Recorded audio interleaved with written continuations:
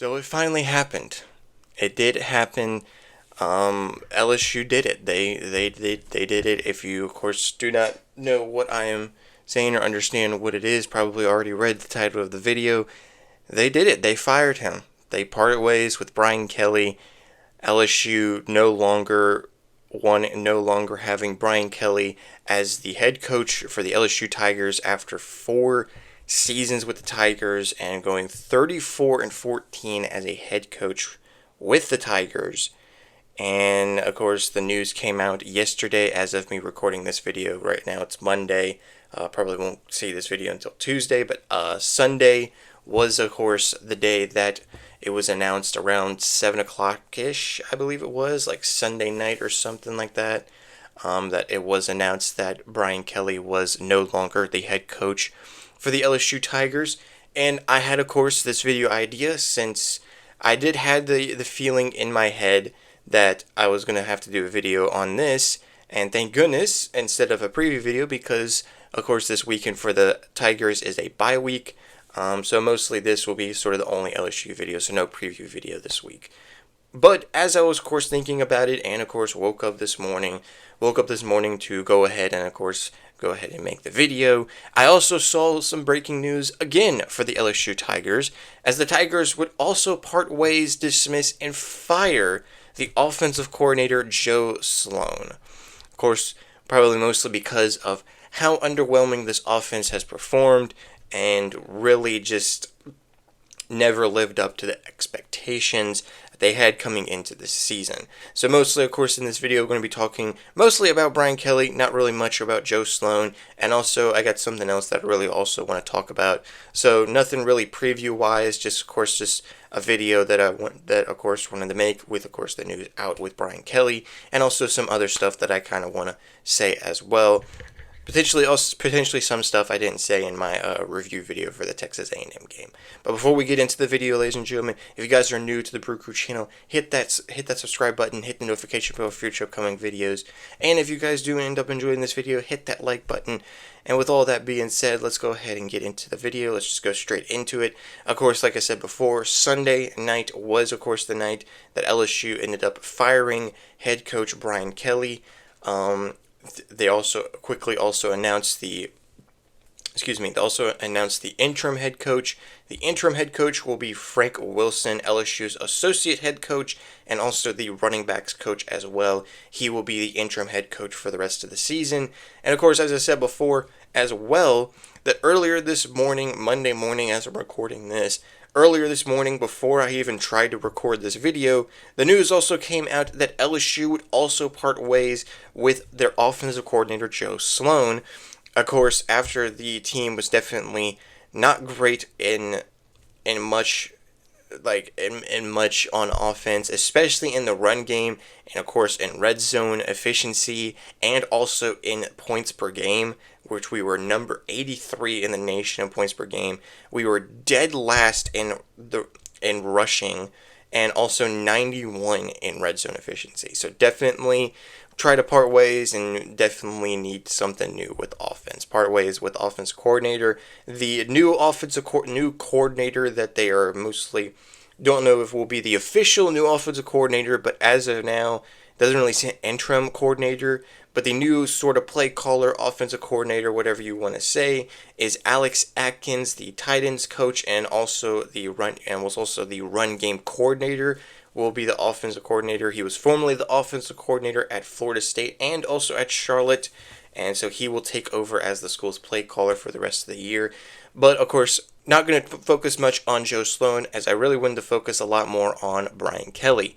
Now, of course, Brian Kelly, and I said this in my preview video for the Texas A&M game, and I know there was the whole situation with $53 million buyout because we paid him $95 million when he signed with us, and it was going to be a lot of money to buy him out when if we did end up firing him.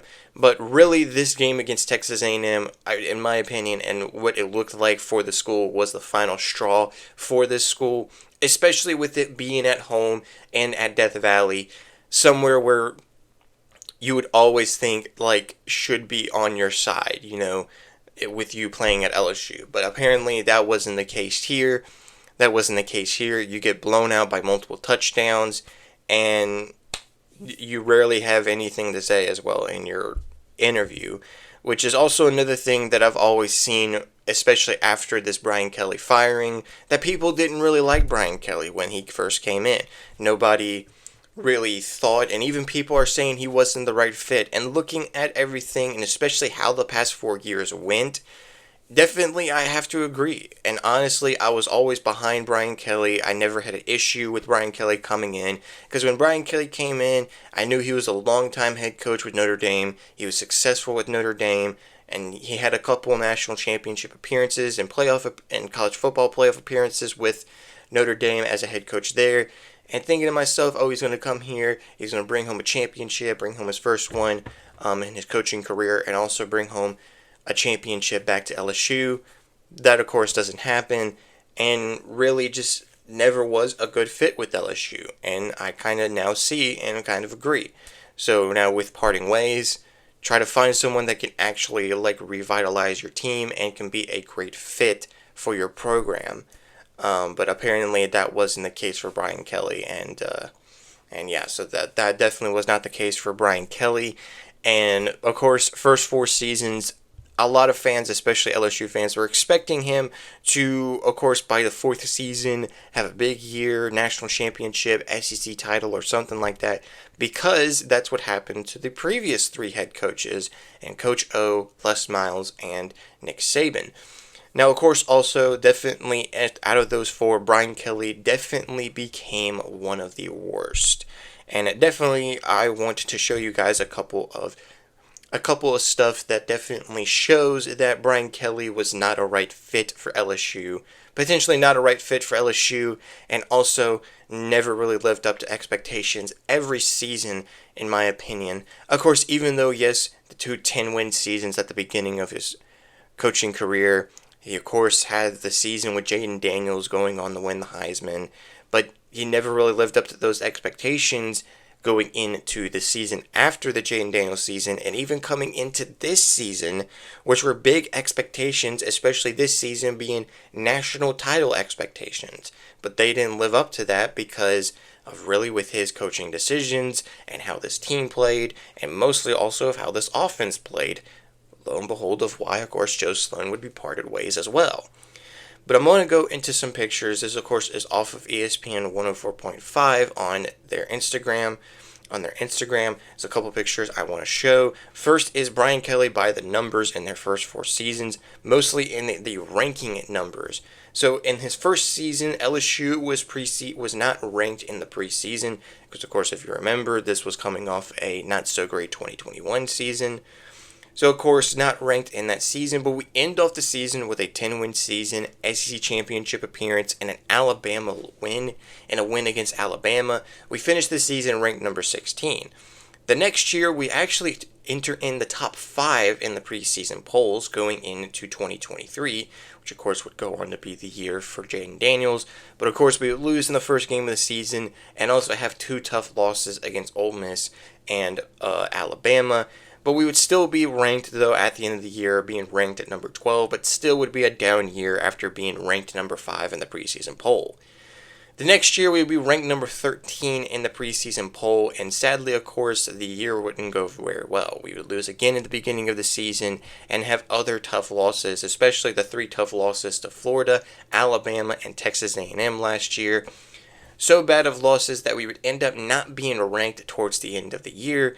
But even though with an amazing off-season and all that, preseason polls gave us a chance, bringing us to number 9 in the preseason polls. But then, of course, we know as of now, at the time of his firing, we are now not ranked after the devastating loss to Texas A&M. So definitely not a great showing in the rankings in his tenure as the head coach. But there's also, of course, this other post that they did, which is pretty interesting, that of course compares him to the other 3 coaches that I mentioned before, and Coach O, Les Miles, and Nick Saban, of how their records were, and of course what happened in their first 4 seasons with the LSU Tigers. So of course, first Nick Saban was 39-13, an SEC title, and a national title in 2003. Next is Les Miles, who in 42-11 in 4 seasons, an SEC title and a national title in 2007. And then, of course, we go into Coach O, who went 40-9 in his first 4 seasons, an SEC title and a national title with one of the greatest teams in college football history in 2019. Then, of course, you enter in Brian Kelly. Brian Kelly, in his lone 4 seasons, he went 34-14 as a head coach. No SEC titles, no national titles. Yes, of course, he had an appearance in the SEC title, but we didn't win it because we got demolished by Georgia.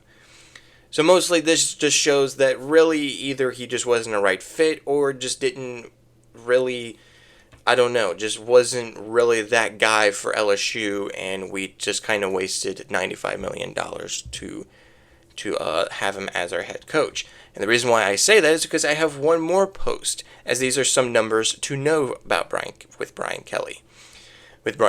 Of course, we mentioned before, his record was 34-14 at LSU, but this is kind of where the records kind of get crazy a little bit. Versus top 25 teams alone, he was 5-11, and versus the SEC, 19-10. And of course, as you can see at the bottom, the contract that he signed with us was $95 million. Also, I do want to say, interesting record though at home, which of course after the loss to Texas A&M, he fell now to 20-2 at home. Well, actually no, that wasn't really him. I think. Well, I think that was under Brian Kelly, but still, he had that was the only sort of good record he had with the LSU Tigers. Those numbers, those pictures that I showed, kind of just alone show how this tenure with us that Brian Kelly had didn't live up to expectations that we had coming into this season. That we had when we first hired him, and it's just kind of been a wild road, and it's just sort of been embarrassing in my opinion as well. Just not only just for this season, it's just been embarrassing for the 4 years, because yes, you have good years in the first 2 seasons, especially with having a great offense with Jaden Daniels and Brian Thomas Jr. and Malik Neighbors. There's the question with your defense. Yes, they made big plays when they could. They started looking like a really great defense, but the past 2 games they have not looked that way, because apparently our kryptonite is against mobile quarterbacks, so they can't freaking do crap against them. But it's just the offense was just always the main thing. And even though defense has become big and questionable and needs to be worked on after these past 2 games, the rest of the season, besides the Ole Miss game as well, the rest of the season they were great. They were great, a top defense in the nation, top defense in the SEC. It's just these past 2 games they hadn't played like that, But really the one thing was our offense. Our offense never played like the offense we thought they would play as coming into the season. And my dad actually came in and told me the news about Brian Kelly, and he actually said a really great thing that I want to say here in the video, is that you can't have a season like this. You can't go 5-3 and have a season like this with a talented offense that you have. I mean, a talented offense with a still talented quarterback in Garrett Nussmeier, a talented wide receiver room with Nick Anderson, Aaron Anderson, Brown, Xavier Thomas, and even have freaking Trades Green as well. And you also have 2 very young, good running backs. But of course, you can find any sort of identity in the running game, So this is kind of one of the reasons why Joe Sloan was also part of ways, because just of how this offense did this year, after being hyped up with an amazing offensive and talented offense that we have. So that's mostly all that I would have to say really with this Brian Kelly situation. I'm not really going to go into the details of who I think the next head coach would be or anything like that. Not really right now at this point, because I don't want this video to go into much longer, because I also have something else I want to talk about, and I want to kind of quickly get it done before this video gets any much longer. And that's, of course, I do feel bad for one player, and that, of course, is Garrett Nussmeier.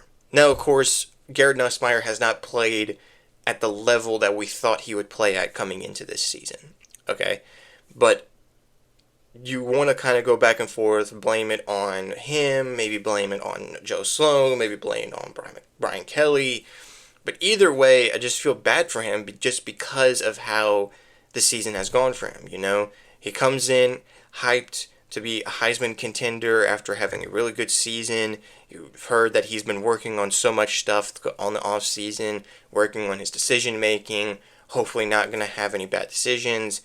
And it's just like after the first few games, it's just like, when is he going to play like he should play?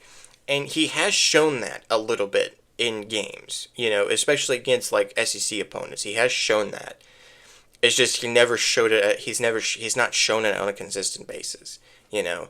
And we'll see how the rest of the season goes, and we'll see what they do with him. And of course, we saw when he was taken out by Brian Kelly that he was visibly frustrated. And there's also been that news with Brian Kelly and players not really coexisting a lot, you know, players potentially being frustrated with Kelly, and now kind of an example there with Garrett Nussmeier, who wants to either way wants to try to finish the game even with the team being down, but it just, I don't know, it is what it is, and we'll just see how the rest of the season goes for him and for the team, is all I really have to say. So that's mostly it of what I wanted to say after the Brian Kelly situation. So that I feel bad for Garrett Nussmeier. Of course, I don't dislike Garrett Nussmeier for how not great of a season he's having. I think he's still an amazing quarterback. It's just with this season being like this, it's looking like he's not going to be that first round type quarterback or something like that he was being advertised to be, or that he was potentially could have been, you know. So I think he might fall around the third, maybe fourth round with how this senior year is going. But I still think he's a great talented quarterback though. But yeah. All right, ladies and gentlemen. So with that being said and all this out of the way, don't want to make this video any much longer. Let me know in the comments down below what you guys think about, of course, the whole situation with Brian Kelly, what the whole situation with Joe Sloan as well, and all of that. Definitely let me know in the comments down below. And maybe, yeah, go ahead and say who you guys think should be the new head coach for us at LSU, who you guys think are some of the top candidates, who you guys think we might try to get towards the end of the year. It's definitely going to be a wild coaching carousel towards the end of the year, so we'll definitely looking forward to it. So let me know in the comments down below all your thoughts and all that. And yeah, so with that being said, ladies and gentlemen, again, if you guys did enjoy this video, hit that like button, hit that like button, hit the subscribe button, and also hit the notification bell for future upcoming videos here on the channel, here of course on the BrewCrew channel. And with that being said and everything out of the way, hope you guys have an amazing, wonderful day, and I'll see you guys in the next video.